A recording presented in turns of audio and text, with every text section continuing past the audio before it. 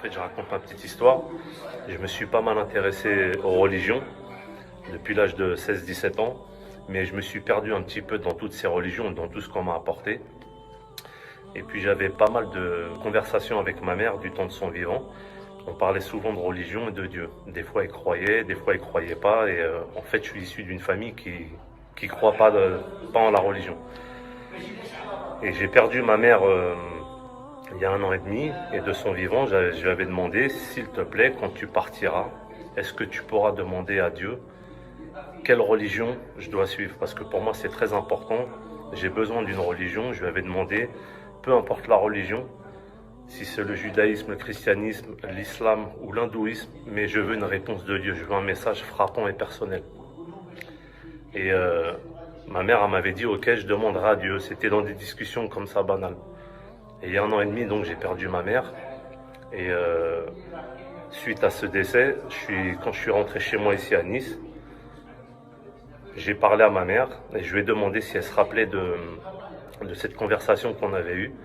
Donc je lui ai demandé tout seul dans mon salon ici, est-ce que tu peux demander à Dieu, par rapport à la conversation qu'on a eue, quelle religion je dois suivre? Est-ce que tu peux me donner ce message, s'il te plaît, et dis-moi si tu es bien là où tu es.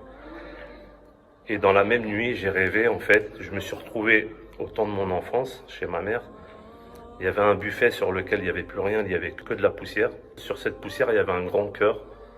Dans ce cœur, c'était écrit je t'aime. Et à côté du cœur, il y avait le mot Maca. Et je n'avais aucune connaissance de cette orthographe du mot Maca, M-A-2-K-A.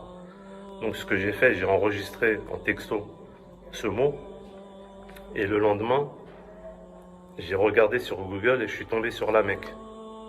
Et c'est là que j'ai compris qu'elle avait répondu à mon message par l'aide de Dieu.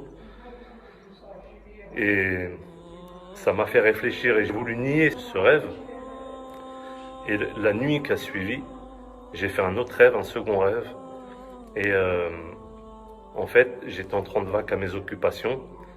Et puis, d'un coup, l'image s'est figée. J'étais comme sur une photo ancienne et je me suis vu sur un tapis en prosternation, sur un tapis de prière.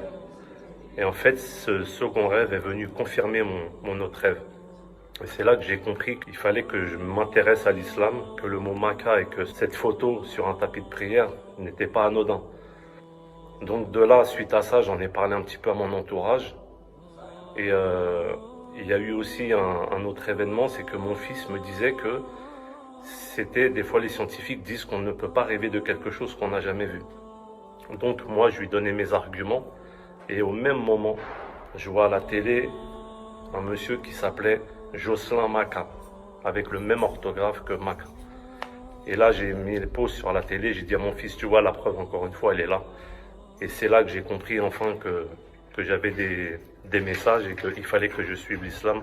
Voilà pourquoi aujourd'hui je me suis converti.